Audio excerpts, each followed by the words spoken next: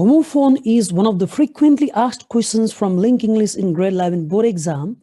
In today's video, I will cover this topic with explanation and solution of the questions. Hi, I'm Sanjeev, and you all are welcome to my channel.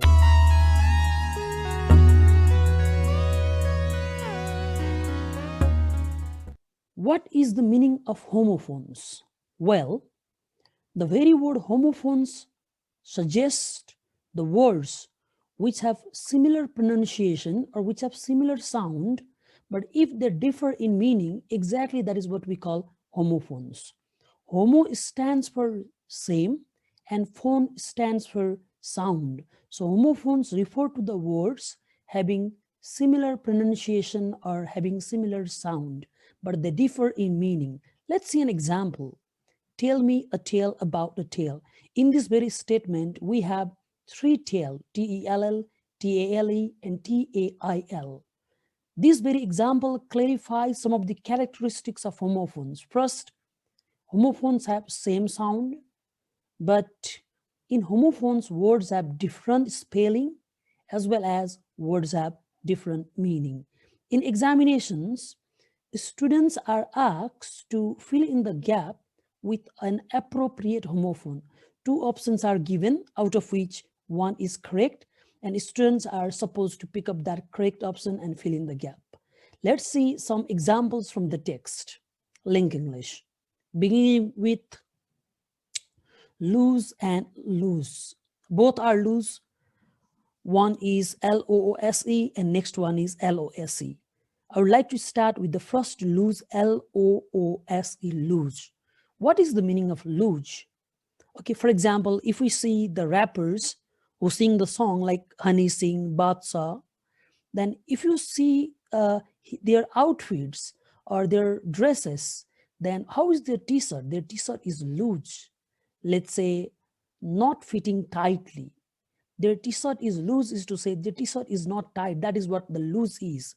But loose also means not tightly fixed or attached in particular place. For example, we have a loose sheet of paper, L-O-O-S-E, loose. And what about the second L-O-S-E, loose? Well, lose is the antonym of win. Lose means not to win, but to get defeated. After the definition, let's see the questions. Number A, 1. There were a few dot sheets of paper on the table, and obviously L-O-O-S-E, loose, fits here because that means those papers are not tightly fixed or attached. So L-O-O-S-E is the correct answer in number 1. And whereas in number B, number 2, he expected to dot the election, not to win the election. So L-O-S-E, lose, is the correct answer in number 2. Similarly, we have affect and effect. Let me show a table, affect and effect. As the table suggests, the first affect is a verb, which means to influence or cause someone or something to change. Whereas effect is a noun, which means the result of an influence.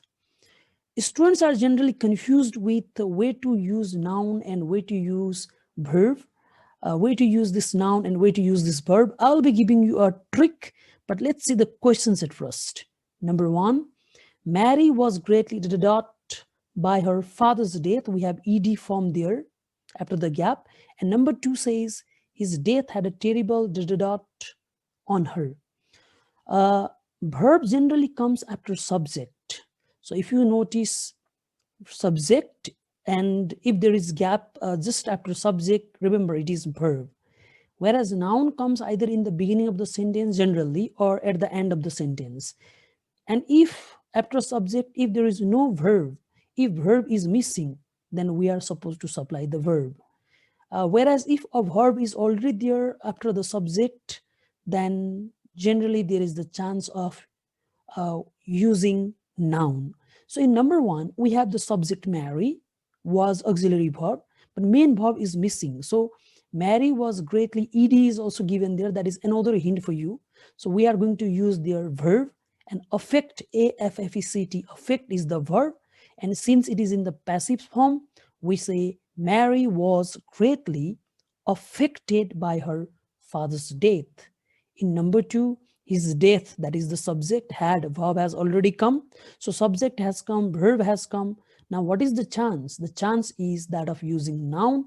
So go with noun, and the answer is had a terrible effect, effect, effect on her. Number next, one more questions related to affect effect is this one. When does the new law come into dot? Effect also means implementation here. So if so you say come into effect means come into implementation. So therefore number 3, when does the new law come into effect? Effect here stands for implementation. When the new law will be executed, when it will be implemented. That is what exactly question number 3 is demanding. So here we put the word effect to mean implementation. Okay, so next we have practice and practice. First one with S and second one with C. So what about first one with S, practice? So practice, it's a verb. Practice means to perform or to carry out an activity regularly so that we can improve on that. Okay, whereas when we say practice, practice with C, the second one, it's a noun. Practice means the way of doing something. It's practice. The actual application or the use of an idea, that's practice. Okay, so let's see the questions. And most, we have subject here, and, right? And after a subject, we have the dot. And as I told you earlier, if there is subject and after subject, if verb, if something is missing, that is always the chance of giving you a space for using verb. So you can use here verb, that is practice with S. And most practice are music for the exam. And question number 2, my doctor has a private dot, that is practice. Another meaning of practice is the profession of doctors. Like if we see the profession of teacher, teaching, driver, driving, and what about doctor, right? That is exactly what we call practice. So my doctor has a private practice. So here practice means the profession of doctor. Okay. Likewise, we have advice and advice with S and with C. Advice S, advice C. Beginning with advice, again, it's a verb. Advice is like to suggest someone, to recommend someone, to guide someone, that's advice. And regarding advice, second, advice with C, that is a noun. That means suggestions or guidance or recommendation. All right, so let's see the question. I would strongly, again, we have the subject I, and there is gap, there is no verb. Okay, so just after subject, if there is space blank, we are using verb. So advice with S is used here. So I would strongly advise you to use dictionary SE. Whereas in number 2, John promised to follow his teachers at the end, in the beginning, remember? Chance is that of using noun, and yes, we already have a verb here. So if there is already a verb after a noun or after the subject, we take a noun. So therefore, John promised to follow his teacher's advice with C, ADVIC, the second option. Now time for principal and principal. This PAL, principal, refers to the head of an academic organizations. Like we have the principal in school, PAL. We have the principal in college. Whereas next principal, this very principal PLE, it refers to established ideas, or let's say general or scientific laws, LAWS laws. For example, we have heard about the principle of gravity invented by Sir Isaac Newton. Okay, so The college dot was a popular person. We go with the first one, PAL, referring to a person. Whereas in number 2, she had some difficulty in understanding the dot of acceleration. So we are talking about the law of acceleration. So here we take PLE, principle, the law of acceleration, PLE, in number 2. Now we have stationary and stationary, one with ERY, another with ARY. There is the difference of just one alphabet, E versus A. So what is stationary, ERY? So when we say stationary, stationery refers to the things that are needed for writing, like papers, like pen, pencils, erasers. We go to stationery shop, right, to buy these things. Whereas next, stationery with A, okay, it means something that is not in motion, something that is not moving, something that is motionless, something that has stopped or halted or immobile. Something like if we notice a school bus that has stopped, we call it stationary bus. In fact, the table, the desk, the chair, they all are stationary. They all are motionless, right? They never move. So here I would like to give a simple tip to the students how to remember the difference between stationary. You can simply retake the word stationary E, and you can think about one of the things that is needed for writing, E for eraser. Okay, so if you want to buy eraser, if you remember E for eraser, then it is very easy to remember.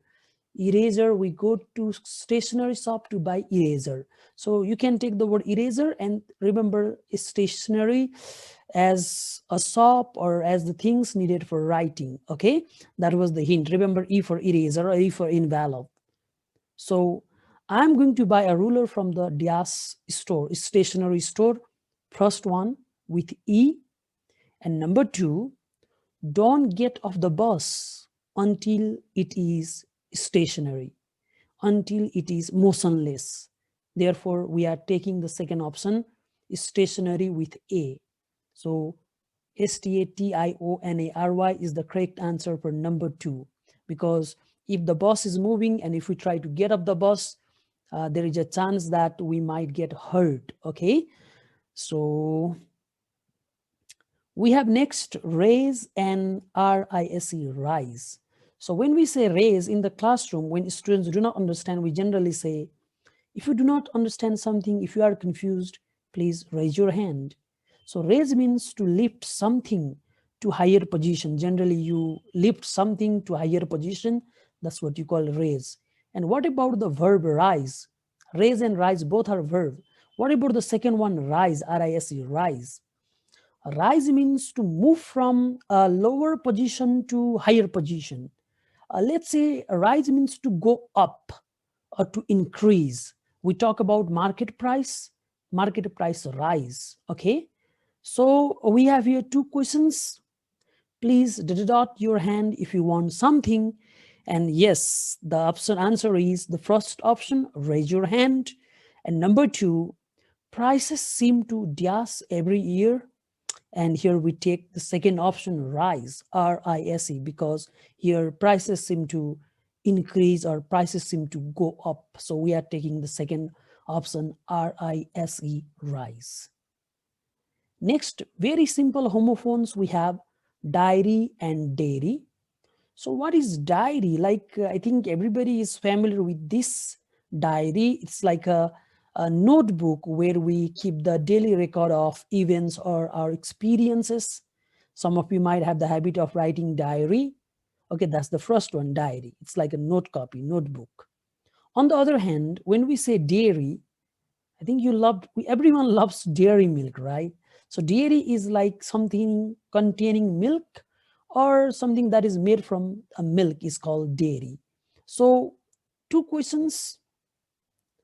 She writes in her dot every day. So she writes in her diary, first one, DIARY, diary every day. And question number 2, butter, cheese, and milk are all what products? Yeah, dairy products, the second one. And we have Goal, Goal, goal. Goal is a score in football. In cricket, we have a run. In table tennis, we have points. In basketball, I think it is called basket. And in football, it is goal, right? I think you love watching football. Barca, I think Ronaldo, Messi, everyone knows this player. And what about the second one, Gaol? This is not goal. The correct pronunciation is jail. Yes, you heard it right. That's jail. So from the pronunciation, you can guess the meaning of jail. So Gaol, jail means prison. Yes. So questions are, Tom scored a dash in the football match. First one, goal, goal. And second, the judge sent him to dash for 5 years. That is jail, Gaol. This brings us to the end of the first session of today's video, because there is something more for us. Related to homophones are some confusing words. There are some words which sound similar, even they look similar, but they have different meaning. So in the next session of this video, I'm going to discuss about confusing words too. Let's begin with sensible and sensitive. When we say sensible, sensible means someone who is reasonable, like who knows what is right, who takes the right decision because the person uses his or her intellect, knowledge. Whereas sensitive, this sensitive refers to a person who always worries what people think. Okay, so one who is always concerned with about the attitude of others, such person is called sensitive, who is easily hurt even if people tell him something. Okay, so see, the question says, she was ... enough to carry an umbrella during the monsoon period. In monsoon period, no one knows when it rains, so it is better to carry an umbrella when one goes outside. So here we can see she is very reasonable. She is using her knowledge, intellect, by carrying the umbrella. Therefore, we take the first option, sensible. So sensible is the correct answer. Number two, borrow and lend. Simply, what is the meaning of borrow? Borrow means to take, lend means to give. All right, so with this definition, we know the answer. Please, could you dash me your book, borrow me your book, or lend me your book? Okay, let's put those words. Okay, could you give me your book or take me your book? So we say give me your book. Therefore, we are going with the second option. So lend me your book. Please, could you lend me your book? Okay. Likewise, we have say and speak. In fact, both are the verbs, and say and speak, they mean to express the ideas, to utter the ideas that we have in mind. But there is slight difference. When we say, that means a person said something to another person. Whereas speak, this is a verb that conveys a one-way communication. We speak on something or we speak about somebody. We do not speak to others. Okay, when we are talking on a topic, when we are expressing our opinion on a topic, then in such one-way communication, the verb speak is preferred. So here, what did you dash to her? So we have communication, two ways communication here, a speaker addressing another person. So therefore, we take the first one. What did you say to her? Next, we have died and killed. What is died, right? Died means, to die means to lose the life because of some natural causes within. Okay, if I sleep today and if a person sleeps today, not me, if a person sleeps today and next morning because of some natural causes within, if the person dies, then we say, oh, the person died. But killed means to lose one life, right? To lose one life because of some external factors. So if the death is caused by external factors, in such case, we use the verb killed. He was in the earthquake last year. Okay, year is missing. So you need to supply year. Year was There is a typing error, year, Y-E-A-R, year, you better supply it here. So he was killed in the earthquake last year because his death was caused by external factor. So killed is the correct answer. Number next we have, okay, so numbers are not in the correct order, in chronological order. So number next, could you, before I, so the questions, let me explain the word bring and take. Both are verbs, once again you can notice, but there is something different. Bring means, bring refers to a movement towards someone or something, right? So if someone or if something comes to us, right, then we use the word bring. But if something goes away from us, then to refer to the movement away from someone or something, second take is used. Towards somebody or something, bring. Away from somebody or something, to show such movement, we use the word take. Now the question is, could you dash me some tea, please? So you want the tea to come up to you, therefore we are using the word bring. Could you bring some tea, please? Because when tea is close to your body, you can enjoy the sip of tea. Number next, interested and interesting. So I say I'm very interested in watching cricket. So what is interested? A person is interested. If a person wants to do something, then we say interested.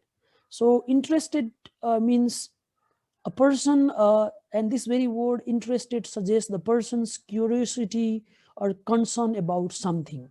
And what about interesting? Interesting is something that holds our interest, something that catches our attention. For example, how was the movie? Wow, the movie was interesting. So she said she was in playing badminton. So she was interested. She was interested, first option. She was interested in playing badminton. Robbed and stole, both are verb, and both means rob and steal, present tense. That means someone takes, if someone takes something from one person or place without permission, we use the verb like rob and steal. But the difference is, if things are taken away without permission from a place, then it is rob. But if things themselves are taken, then it is steal. For example, if someone comes at my house and if they take the things from my house, it is something like my house was robbed. But if someone steals my mobile, takes my mobile away without letting me know, then that is steal. All right. So the thief dashed the bank. Bank is a place here. So the thief robbed the bank. Number next, expect and wait. Expect means to hope. Wait is a verb that means to stay where one is until a particular time or until a particular event. And I will dash for you near the entrance. I will wait for you near the entrance. So wait is the correct answer in number 8. We have number eligible and eligible. Eligible means qualified because the person has met the required criteria. Eligible refers to something, or handwriting especially, that is difficult to read and that is difficult to understand. Like we say, your handwriting is like that of a doctor, right? When doctor writes the prescription, I don't know, but for me it's very difficult to read such prescription. So his handwriting is eligible then. So the question says, I'm sorry, but your handwriting is, yes, difficult to understand, difficult to read. So second option, eligible, I-L-L-E-G-I-B-L-E, eligible. And 10 number, the last one we have illiterate and literate. Illiterate is someone who cannot read and write, and literate is someone who can read and write. Number 10, that man cannot read or write. He is what then? He is illiterate. This brings us to the end of the video. If you are new to my channel and have not subscribed my channel yet, subscribe the channel and hit the bell icon. Thanks for watching.